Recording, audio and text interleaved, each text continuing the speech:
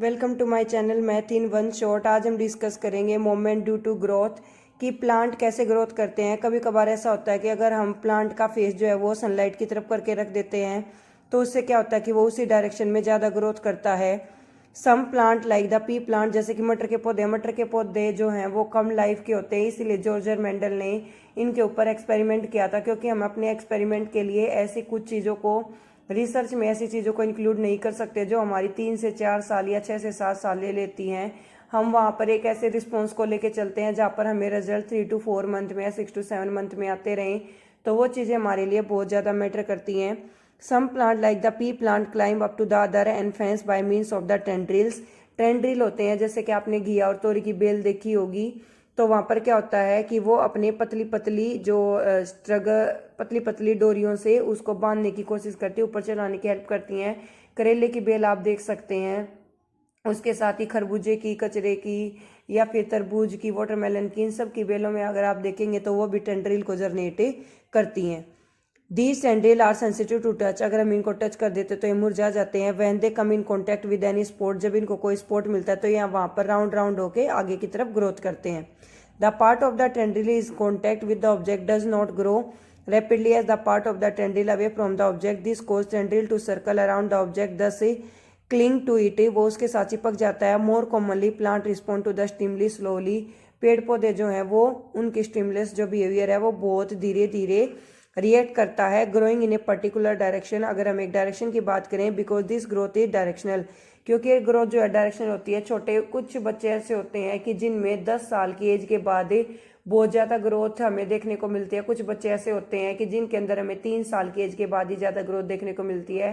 कुछ बच्चे ऐसे होते हैं जिनकी हमें ग्रोथ 14 से 15 साल की एज के बाद देखने को ज़्यादा मिलती है। तो हर किसी की बॉडी टेक्सचर अलग अलग होता है, लेकिन प्लांट्स में ऐसा नहीं होता है। प्लांट्स की जो ग्रोथ है वो कॉन्टिन्यूसली चलती रहती है।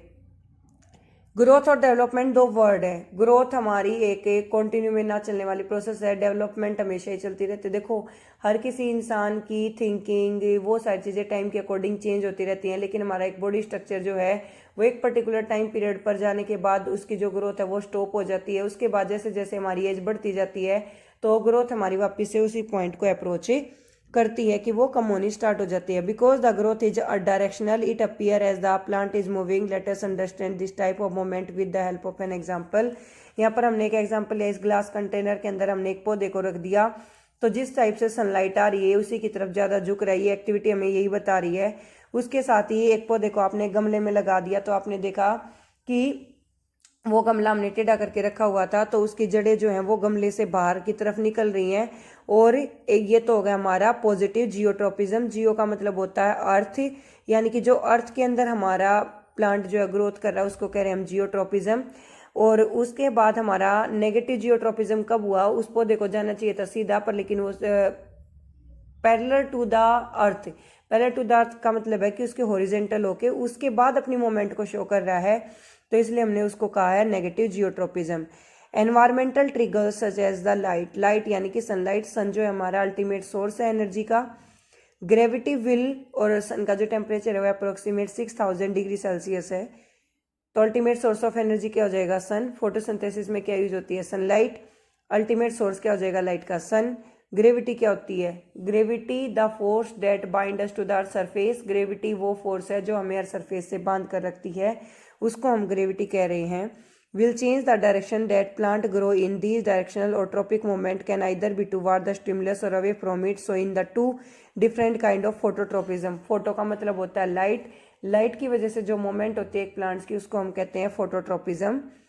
Shoot respond by bending toward the while root respond by bending away from it. How does this help the plant? ये प्लांट की हेल्प कैसे करता है? Plant show tropism in response to other stimuli as well. Plants जो है वो अपने stimulus behaviour को शो करते हैं। The roots of a plant always grow downward.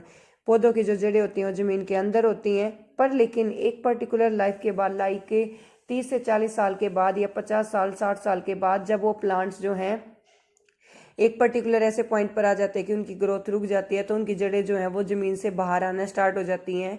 जो उनकी स्टार्टिंग में जड़ें थी वो बाहर आ जाती है और अंदर तक उनकी जड़ें फैलती रहती हैं।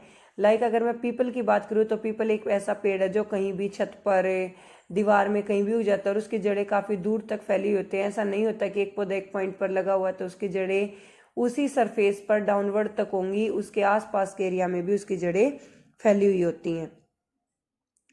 Plant store tropism in response to stimuli as well. The root of a plant grow downward, the shoot usually upward, and the away from the earth. The upward and downward growth is obviously geotropism. If hydro means water, chemo means chemical.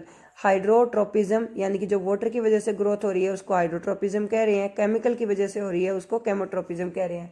केमोट्रोपिज्म कब follow होता है? जब हम nursery से छोटे छोटे plants लेकर आते हैं तो हम उसके अंदर देखते हैं कि छोटे छोटे प्लांट्स को ही आड़ू, आलू बुखारा, मैंगो, फिर ब्लैकबेरी, ये सारी चीज़ें जो फ्रूट्स हैं वो आपके लगे होते हैं। फ्लावर रोज़ का है, वाइट रोज़ है, रेड रोजेज़ हैं, ये सारी चीज़ें आपकी लगी हुई होती हैं। बट अगर आप उसको अपने घर में सॉइल में लगवा लेते हैं या फिर एक उनसे बोटी ले लेते हैं, गमला ले लेते हैं, उसके अंदर लगा लेते हैं, तो आप उसको सॉइल में अगर लगाते हैं तो पेड़ बड़े बड़े हो जाते हैं लेकिन उनको फ्रूट नहीं आता है।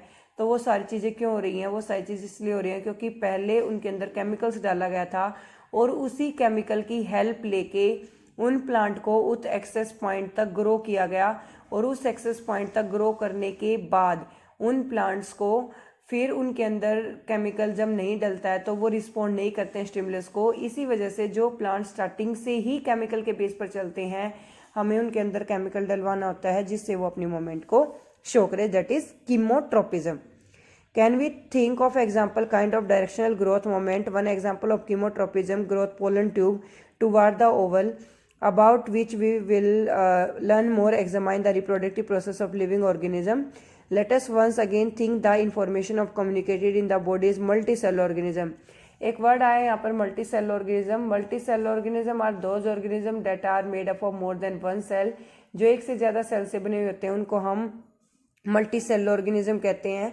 एग्जाम्पल हो जाएगा ह्यूमन बीइंग, और ह्यूमन बीइंग का जो साइंटिफिक नेम है उसको हम होमो सेपियंस भी बोलते हैं। जैसे कि मैंगो जो है आम समर सीजन का एक अच्छा खासा फ्रूट है, उसका साइंटिफिक नेम जो है वो है mango indica. The moment of the sensitive plant in response to touch is very quick. The moment of sunflower in response to day and night, on the other hand, is quite slow. And growth related to moment of the plant will even slower, even in animal bodies which are carefully controlled direction to growth. Our arm and finger grow in the certain direction, not a haphazardly control moment. Not हैप्पीहेड्जली का मतलब होता है कि हमारी जो उंगलियां उनकी डायरेक्शन, उनकी ग्रोथ एक पर्टिकुलर होती है। देखो जैसे मैं अपनी उंगलियों की बात करूँ तो ये ऐसा नहीं है कि इस बुक जितनी बड़ी बड़ी हो जाएंगी, वो एक पर्टिकुलरली मैनर है कि ये इतना ही ग्रो करेंगी। Stimuli are to be made, information transport must appear very quickly. For this medium, a transmitter must be able to move rapidly. तो ये जल्दी जल्दी मूवमेंट करता है। Electrical impulse are an excellent mean for this. Electrical impulse इस process में बड़ा योगदान देते हैं, but there are many limitations to this electrical impulse. इनके लिए कुछ लिमिटेशन भी है। Firstly they will reach only those cell are connected to the nervous tissue, not each and every cell in the animal body. Secondly, once in the electrical impulse is generated in a cell transmitted, the cell will take a mechanism before it can generate or transmit new impulse. जब तक ये new impulse की formation नहीं देती, ये चीज़ें हमारी transmit होती रहती हैं। In the other cells cannot continuously create and transmit electrical impulse. It is thus so wonder that about the multicellular organism use another mean of the communication between the cell, namely the chemical communication. ये अपने अंदर chemical communication को generate करते रहते हैं। If instead of generating electrical impulse, अगर हम इनकी जगह कुछ और चीज़ों को लें, stimulated cell release a chemical compound, this compound would diffuse all around the original cell. If other cell around the means to detect this compound using the special molecule on their surface, then they would be able to recognize information, even transmit it. This will be slower of course, but it potentially reach to all cell of the body regardless of nervous connection. It can be done steadily and precisely. These compound or hormone multicellular organism for control coordination show a great deal of diversity. Diversity होता है कि अलग अलग तरीके के living organism किस तरीके से एग्जिस्ट करते हैं। As we would accept different plant hormone have to coordinate growth, development and response to the environment. They are synthesized, place away from where they act and simply diffuse the area of the action. और अपने area of the action को भी वो change कर लेते हैं। Thank you so much for watching. Like, share and subscribe my channel for more videos. Comment in the comment section.